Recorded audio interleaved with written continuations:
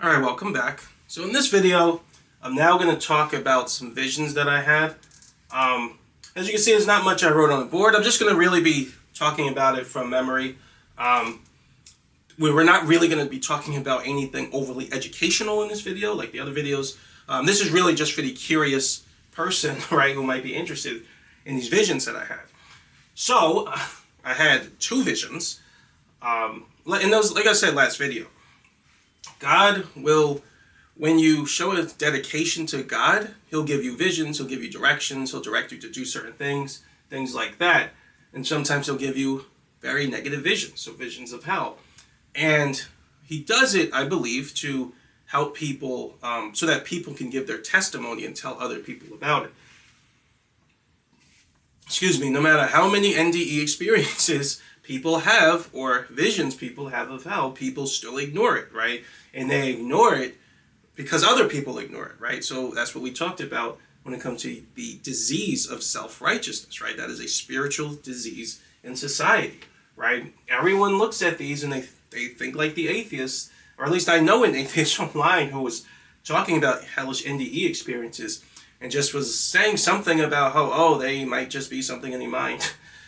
The way these, like, I can't, you know what I mean? I just can't understand sometimes how these people think. But one thing I will say is if you haven't experienced it, you're going to be thinking that it's just an experience that can sort of be extrapolated in terms of maybe your everyday experience, when it's really not, right? Like, when you experience it, you know that this really can't come from the brain, right? It's too extreme, right? For me, now my visions of hell weren't super extreme like others. Mine were actually pretty mild.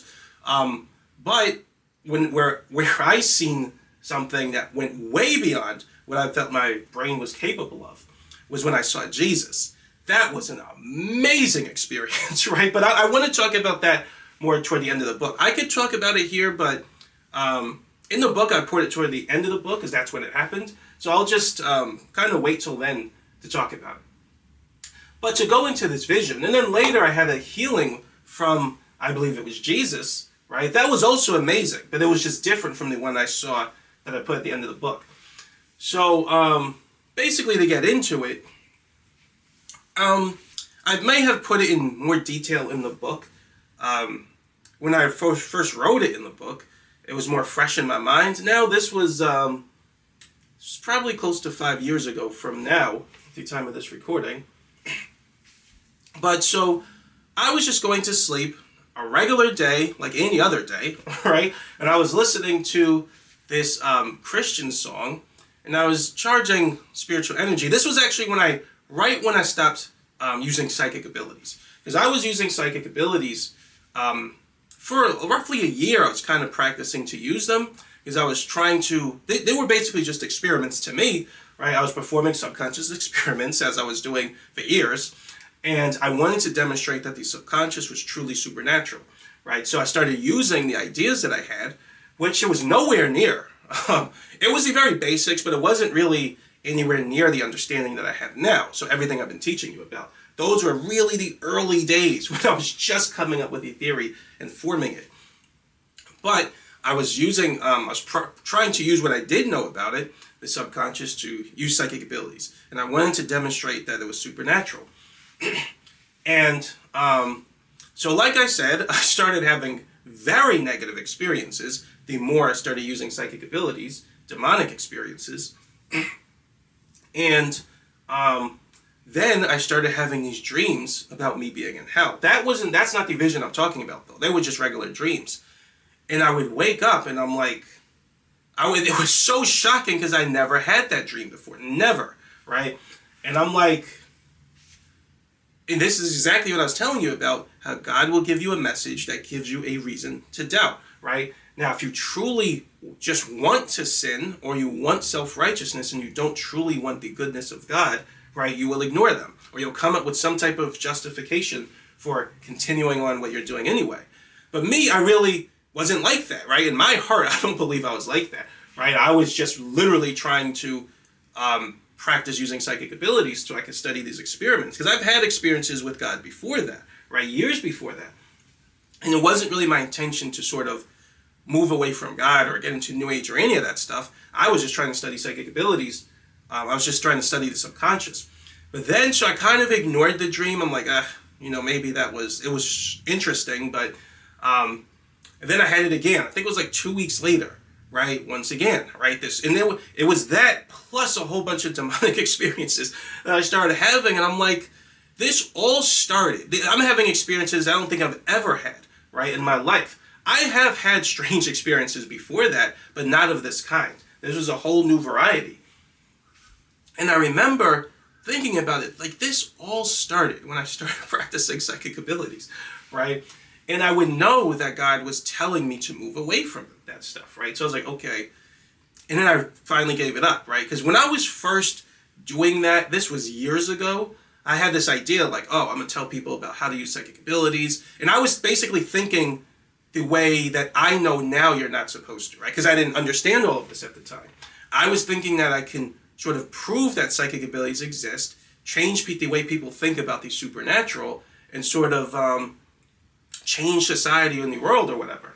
But just to so I talked about it before, but in the spirit realm, so the higher beings, God, Jesus, the higher beings, they don't really want people to believe in them or be motivated to go to God, right, because of supernaturalism, right? And I didn't know that at the time, right? As I got further in my relationship with God and with Jesus Christ, then I started to understand how these things work.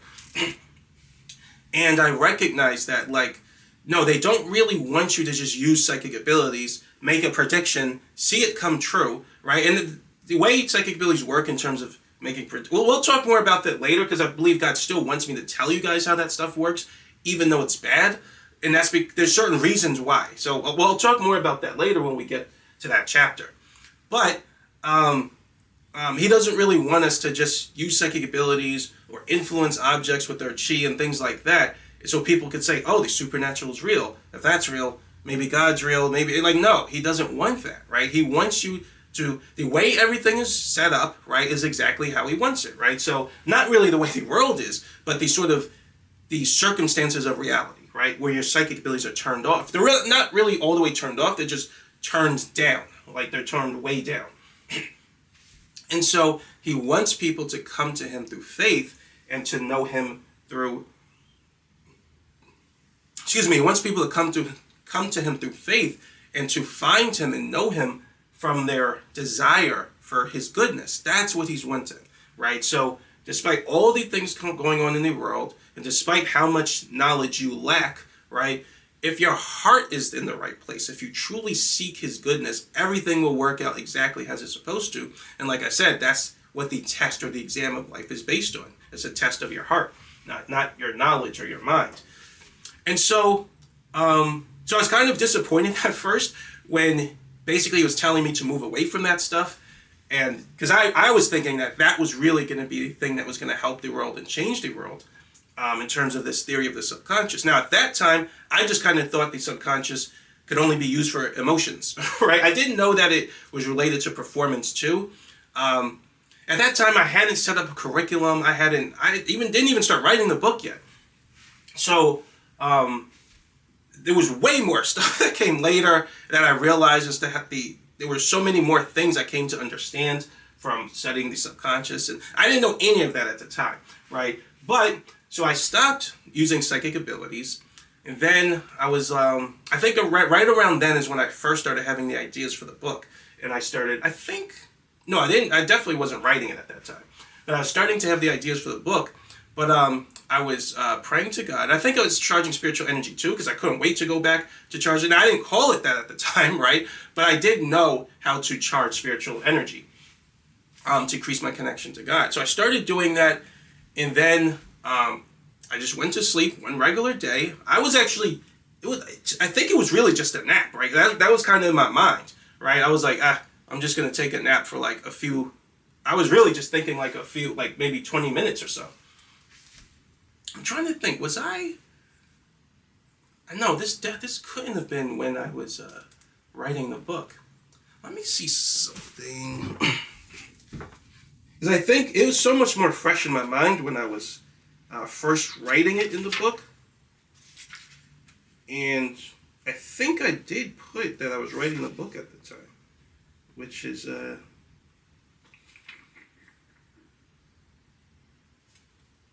let's see.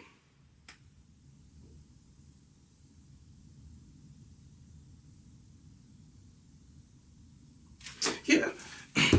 Okay. So yeah, it must have happened later. It's kind of a blur to me because it was so long ago, but I think I was writing the book. No, I must have been just thinking about it because I don't think I was writing yet. But anyway, so I was just going to sleep, regular dream. I was planning to take a nap for like 20 minutes. Then boom, I just had this vision. And in the vision, there were some other things that happened in the vision I talk about in the book. I was like on this football field. Everyone was kind of panicking, and I could sense this evil all around the world, right? It was everywhere. And then it was kind of strange because then I went into this newsroom and I saw this like newspaper that was talking about aliens, right? So like I said, in all my visions and all my dreams, anytime aliens have come up, they've always been super evil. God has never painted them in a positive light, right? And then it cuts toward me being in this cavern, right? So my hellish experience wasn't like others where they see people screaming and demonic entities. Like I didn't see any of that. All I saw was this like, I didn't even know it was hell at first. I saw this like, I was just in this like dark sort of dingy, dim cavern like area. And like I said, put in the book, it looked, you could almost think of it like the inside of a volcano, right? It was like a little bit orange, but dark. And I didn't see demonic entities, but there was just one that was there. Like a kind of, I describe him as like a wraith, right? And I think I've seen him before in some of my other dreams. But he was there, and was just there for a few, which felt like a few seconds, maybe a minute or so. And then I woke up, and then that was it. So why was that such a bad thing, right? That probably doesn't sound so bad. Well, it wasn't so much what I saw, so much as what I felt, right? And I felt, oh man, like the feeling of hell, it feels terrible, right? First of all, the thing that I noticed, which was very different, was it's like you can feel eternity. I don't know how to describe it. It's like some people say there's no time. That's correct. That is how it feels. It feels like there's no time, right? And it's the way I like to think of it is that your body is continuously sending compulsions to your subconscious to allow it to tell time, right? And there is a kind of a time-based charge that I could have talked about, but I didn't think it was important because there is a way you could charge your subconscious in a way that's based on timing, but I didn't really think it was important enough to mention. But yeah, your subconscious basically can tell time, and your body charges your subconscious to tell time, and so you always have a sense of timing, right, as you go about your day. That goes away in the spirit world, and your spirit can really sense time in its more full form, and it just feels like eternity. It feels like there is no time. It's like there's no real difference between any one moment and the next. It's just the present, right? And it's almost like time is more of an illusion, right, that your body helps to create, right? But in the spirit realm, it's not there anymore to help you to sort of see that illusion. So you just see time as it is, and it just feels like all there is the present, right? And in hell, it had that feeling like no moment was any different from any other moment, right? You could just tell, like you could perceive it, right? It doesn't matter if it's 1,000 years, 1,000,000 years, it makes no difference. Anything you're doing one moment is the same as what you could be doing the next moment, right? In terms of what matters, like there's no future goals or I need to do this, I need to wait or accomplish this to get here. None of that, right? You're always in the exact same circumstance that you were in. So it's like there's really no time. There's no real difference between any two moments. But also, it was, I could just I felt the negativity of hell, right? And what I understood about it was, I understood, first of all, everywhere, it's like even the cave walls feel negative, right? They're not like just inert sort of minerals like it would be here, right? It's like they're negativity itself. It's like kind of hard to describe it, but you can feel it, right? I wouldn't call it alive because when I saw Jesus, that's when I really understood what life is. I'll talk about that later. But it's more like they weren't like the walls and the caves. It's like, I don't know how to describe it. It's like they were somehow part of the environment as like some kind of monster or something. I don't know. But they had negativity in them as well. And what I felt from the experience, now this was kind of a long time ago, so it's not as fresh in my mind, but what I felt from the experience was that, one, everybody's thoughts are connected there, right? So in the sense that when other people think negative things, you feel that negativity, right? You feel the negativity from the demonic entities, from the people, from the walls, everything. And when they feel it, you feel it, and there's nothing you can do about it, right? You would want to sort of keep their thoughts out of your mind so you don't feel as negative, but you can't, right? Everyone shares these. It's like everyone's sharing these same negative emotions. And so when this person thinks this thing and this person thinks this negative thing and this negative thought pops up in their mind, then it's like you're feeling it too, right? And you're experiencing that negative emotion. And it's terrible, right? And I understood that what a lot of people say when there's no hope in hell, like it's so different to sort of,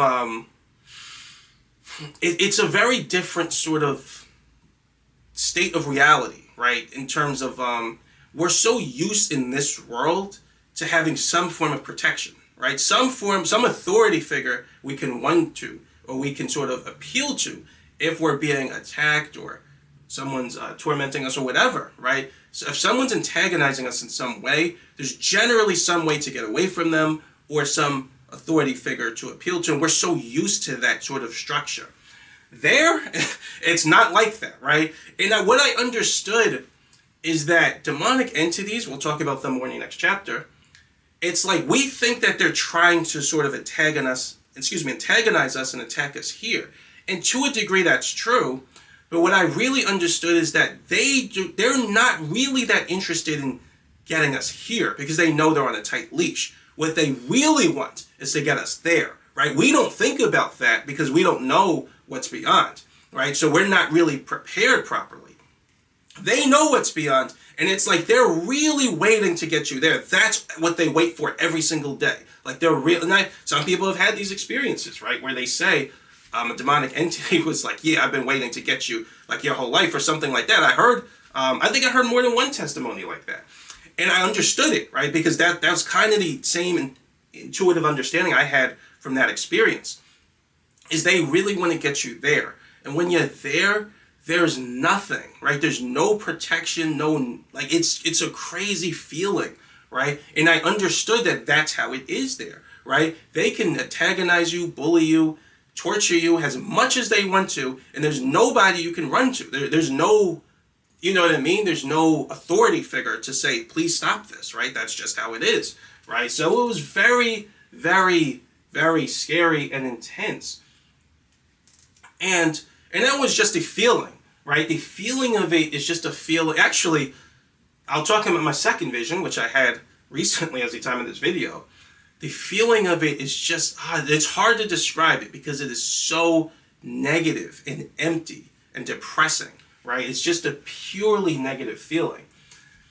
And then when I woke up, I didn't even know it was hell, but like when I woke up, I remember being shocked, right, that I was alive, which is kind of strange, right? But because I just was sleeping for I think it was only 20 or 30 minutes. But when I woke up, I remember being shocked that I was alive. I wasn't fully even believing I was alive yet. For some reason, I just couldn't believe I still had a life, right? And I was thinking one of the first thoughts that came to my mind was that I'm back in the land of the living. Right? So that's a very strange sort of phraseology, right? Normally when you wake up, you just wake up and it's, you think nothing of it. But when I woke up, I immediately knew this was the land of the living, right? I think that must be how they think of this world there. And what I think happened was that my subconscious transcendentally connected to the reality, to that environment. And this is something you'll notice when people have NDEs, whether they go to a hellish place or a heavenly place, they still feel it like a couple days after. Excuse me, and that's because of the transcendental connection. Now, I actually didn't even know about transcendental connection at that time. I hadn't come up with that part of the theory yet. But I later theorized that if my subconscious might have still been connected to that place, right? Because of the way I started behaving. Right? So after that day, right, when I woke up, I remember just kind of panicking because I still felt like I was there. Oh, actually, before I move on, when I came back here, right, so I consider this place to be the land of the living, it's like I could perceive how short life was. It was so short, right? It was why I couldn't believe that I was alive again, because I knew how short life was. I knew how short life was. It was like that, right? And it was so easy to believe that I no longer had a life because it was so extremely temporary, right? It's hard, maybe it's hard, I'm not explaining it well, but I could just see, it's like life compared to eternity is like, it kind of felt similar to, like in my house there's like a very short hallway, right? When I'm going down the stairs. That's what it felt like. All of life felt like a short, tiny hallway, just passing through and then it's done. Like, I mean, so ephemeral. And so yeah, when that happened, I just started panicking, right? I started panicking because my subconscious, I think it was still connected to that place. And I felt the loss of hope, right? It's such a feeling of hopelessness and eternity, right? And it felt so terrible.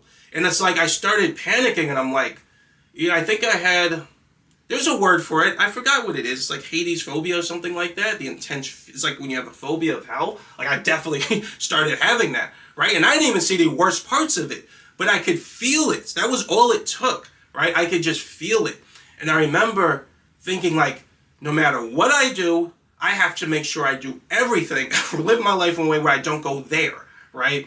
And I remember thinking to myself that like, I don't think I can move on with life. Like I literally have to dedicate every thought of every second of my life until I'm dead and in heaven before I'm allowed to sort of relax and be calm again and focus on regular things. Because I just did not want to go there. Whatever it took.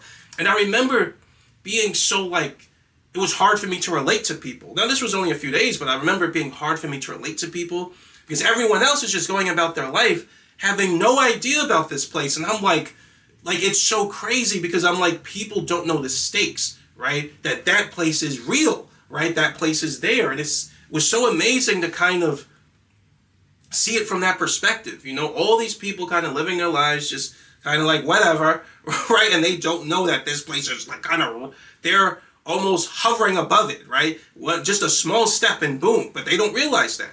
Right? I shouldn't really say it like that, right? It's in God's judgment and things like that. But I'm just saying, right? It's a very interesting thing to sort of recognize that place existing while going about your life and seeing people having no idea about it.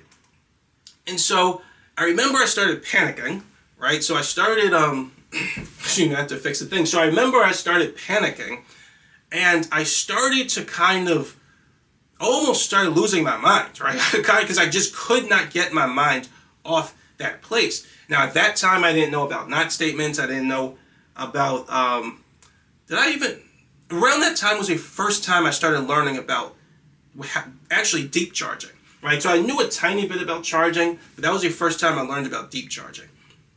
But I didn't really understand it even that much yet. So I didn't know that constantly focusing on hell was just charging my connection to it, which is what I felt, which is why I started going crazy, right? And so, because I was still connected to hell and I felt that hopelessness, and I just was trying to do whatever it took not to go there, and I just could not get my mind off of it.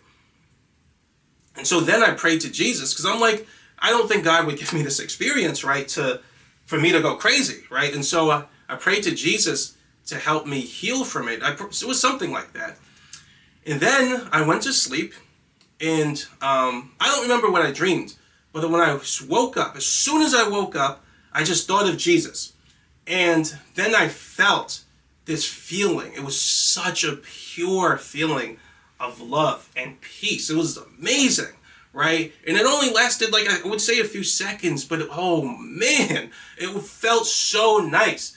And it was just this feeling of like such goodness and such peace. And then I had this understanding at the same time, like while it was happening. I had this understanding that I'll explain in a moment, but it was like so clear to me. Like everything I was going through, the way my mind was unraveling at that time, it's like I think Jesus planted a kind of an idea in my head, and then I understood, and then my fear went away, right? I stopped worrying about it as much, right? And so before I move on, there was something very interesting about that feeling, which been so long, it's been so many years ago, I forgot about it. But I did put it in the book. When I felt that presence, right, that very holy presence, it felt like infinite, right? It just I don't know why, but it just had that feeling of infinity, and it stood out to me. And it felt like, again, I don't know what this means, I don't know why I kind of sensed this, but if you put two mirrors together, and I did this as a kid, and you see an endless reflection in both mirrors, that's kind of what it reminded me of. It was like this infinity in that sense. What it means, I don't know, but it always reminded me of that, right? It was like there was no end to it, right? There was no real beginning and no end. Like when you focus on it, it's like you can't focus on all of it at once, right? Most things you could just focus on and say, okay, that's it, this thing right here. But I couldn't do that with this presence, right? I can focus on a piece of it and kind of just settle with that. But if I like move my mind or I try to get all of it, I feel like I can't, right? That's pretty much how it felt, right? So it just felt infinite. But the understanding that I got from that experience, it's always been kind of hard to put into words. But it did make sense later when I learned more about the subconscious and not statements and things like that. What I learned, I believe it was Jesus, what he was telling me in that experience was that hell isn't something that can be avoided, right? He was trying to tell me basically it's kind of hard to explain it. Just chase love, right? Make it so that hell doesn't exist for you, right? So if you only focus on love, focus on him, focus on Jesus, serving him, trying to obtain true goodness in your heart, not society's standard of goodness where you can sin as much as you want to, as long as, again, you think it doesn't hurt anybody, but God's true goodness, which is sinless, right? Try to obtain that chase that North Star, right? Focus on love, focus on him, and just live inside God's word, right? And that's it. You don't have to think, oh, I'm trying to avoid hell to do that, right? You just think, I just want the goodness of God, and I love Jesus, and I want to be directed by the Holy Spirit, and I want to create goodness in the world, right? You don't need any thought of fear or any thought of something you're trying to avoid to do that, right? Just chase goodness, right? If you truly want goodness, that should be pretty easy to do. Your spiritual drive helps you. Goodness feels good. It feels pure, right? So it's very easy to do that, right? Fear is the unnatural thing, right? Fear is the hard thing to have. And he was telling me to just focus on just the love, and that's it, right? Don't take all those thoughts of fear out of the equation, and then you'll be okay. And it was true. I was perfectly fine after that because I understood. You can't avoid hell any more than I could avoid thinking about something. Or I should put it this way. You can't actively avoid hell any more than you can actively avoid a negative thought, right? You just have to put it out of your mind, which is exactly kind of how I described not statements, which I hadn't come up with that idea at that time yet. So when he basically gave me that experience, I had healed, right? So I just felt so much better, right? And then I started being able to live normally again. And the worst thing about it is that I still fell back into sin because I didn't fully understand the idea of repentance yet and things like that. That came later, right? Actually, recently, as of this video, I'd probably say about a year ago from now. But yeah, I fell back, but eventually I came back. And then I had other visions. But, so the second vision of hell that I had,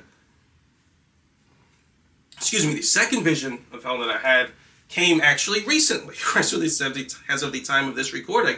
I don't know if it was timed for when I record this video, but this one is more fresh in my mind. And so this one is different because I didn't really see, well, I did see a little bit, but this vision was different in the sense that I didn't see hell, but there was this person, so it looked like a human, but he was doing stuff to me that I'd rather not say, right? So totally negative, violating stuff.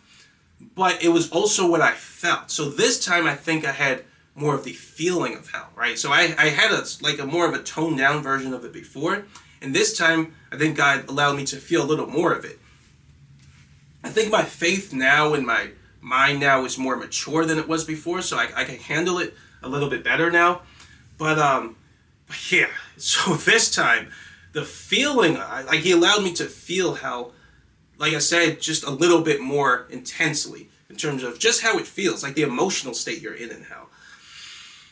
And whew, right, the feeling of hell is so, it's like this intense, palpable fear, right? And it's not the kind of fear that we feel here. It's hard to describe it. It's like some new ultra-powered mega super fear. It's like when I felt it, it felt like almost all negative emotions, feeling all negative emotions at once, right? But feeling them in this conglomerate sort of feeling where they all blend together. And it's the best way I could describe it is it's just like a new kind of fear. It's like a new, more powerful form of fear that you can't feel here. It's like, and it feels similar to anxiety, but like more full. It's like hard to describe it. It's like a more full type of anxiety-based emotion. And it's like powerful, like you're not calm. It's like, the way I can kind of describe it is if, when you think something's about to hit you, right? Subconsciously, you do a subconscious burst. So we talked about an excitement subconscious burst, where your subconscious does like that, right? And it releases a burst of emotion. So when you see something's about to hit you, you might do like that, but you might feel a burst of emotion, right? So you perform the subconscious excitement burst. It feels like the feeling of how feels like that, but much more intense, and it feels like that all the time, right? So you just continuously feel this burst of fear and anxiousness, right? Over and over, and it's like you're stuck in that state where you think something's about to hit you. You feel it all the time. It's like not a calm feeling of fear, right? It's like a very excitable feeling of fear over and over and over and over again. And oh my gosh, like it feels terrible. But also, what I noticed about the feeling was that it's hard to describe it because you feel all negative, like 100% negative. And I never really thought about it like that, right? When we're here, we still have God's grace, which is connected to life in our body, right? So you will, no matter how negative you get, no matter how much your spiritual energy drops, you always have a certain amount. So it's like you always have a reference frame for your negativity, right? You can feel negative, or however bad you feel, there's always some positive there, right? No matter how negative you think you are, there's still positive there, right? You don't know what it's like to feel all 100% negative. Like, it's a terrible feeling. It's hard to put into words, right? Again, I never had the reference frame for it until I had this experience. And it's like a feeling of being cut off, right? Which is exactly what they say about hell. Like, you can tell that you're cut off. It's like you can tell that positivity is like somewhere else. It's on some sort of premise or border that you can't get to, right? You know that you're in the place where there's nothing but negative. You're 100% negative. And you understand, it's like what I felt from that feeling is that it would be hard for me to look at someone else and think I'm better than them, right? I know it's kind of a weird way of explaining it, but this was just kind of what came into my head. Like, because when you say that you're better than someone, you need some type of reference frame, right? Some type of reference frame that says this is better than this. But you're gonna use your intention to formorph it, however you're perceiving it, to be something that's better. That requires some type of positive energy to do, right? That might be a more of advanced understanding of subconscious energy mechanics, but hopefully that makes sense based on everything we discussed. But you need some type of reference frame to be able to see something as positive.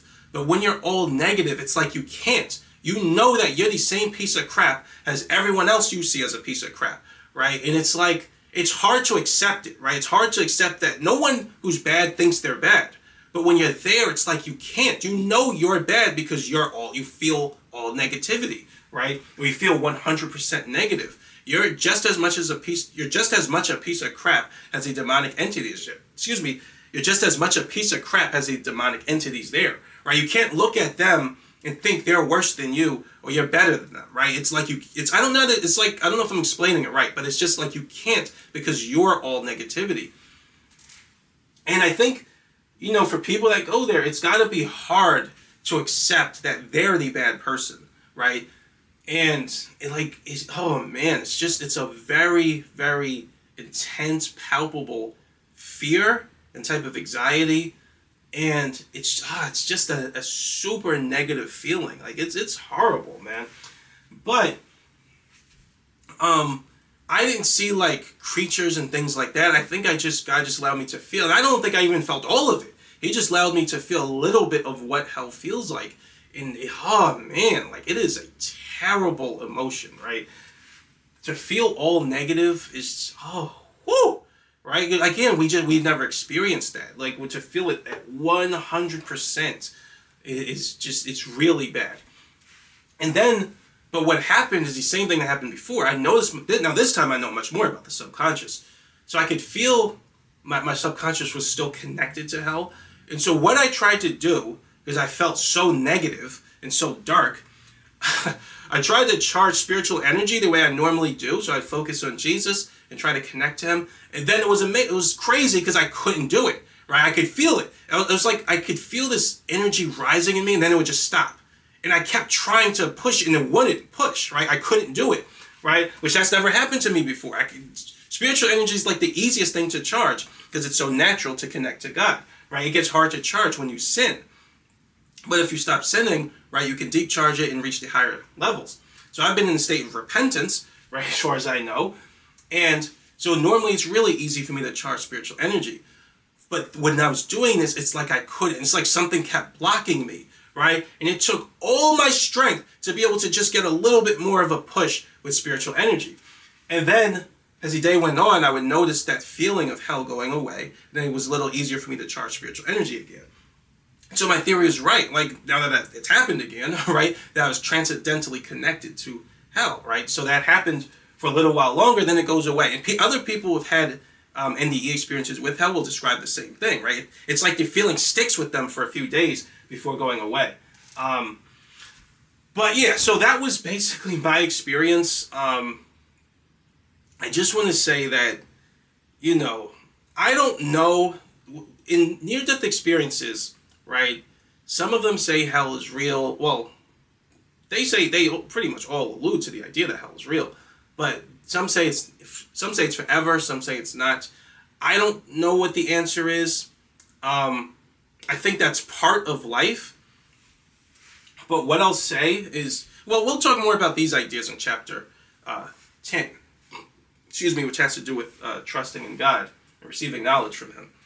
But what I'll say is I think people should take the idea of hell very seriously. And if you're kind of in a dark place, I would even ask God to give you just a taste of it, if you kind of need that motivation. Because I know it sounds crazy to ask for something like that. I certainly didn't. But when you see it, if you need the motivation, right, then it might help, right? Because when you have that reference frame of the experience of it, like, I just can't see how you wouldn't be motivated to change, right? So yeah, it's just a very bad place. One thing I have seen, which I'll talk more about later, is I got a peek into heaven. Now heaven, whoo! Heaven is an amazing place. Like it's hard to imagine how wonderful it is, right? It's like way beyond what we can imagine, our reference frame, because we're using the reference frame of this world. You have no idea how wonderful heaven is. But I'll talk more about that later. So I didn't really peek into heaven that much, but I got a sense of it when I saw Jesus, and that was a wonderful experience. But yeah, so that's my testimony, right? So like I said, I know other people have ones that are way worse. Mine were much more light. So that was my experience. But feeling it was terrible. So it was a very horrible, negative experience. Right? But I believe God wants me to share these experiences, same as everyone else who shares their hellish experiences, so that people know, right? In the next video, what's the next video? So actually we're at the end of the chapter in the book, but there are two other things I wanted to talk about in the video series, right? So I wanted to talk about, I think I'll talk about the difference between truth and knowledge in the next video, and then the one after that I'll talk about experience I had with God in the Bible that I believe he wants me to tell you guys about. So that's it for now though, but thanks for watching, and I'll see you next video.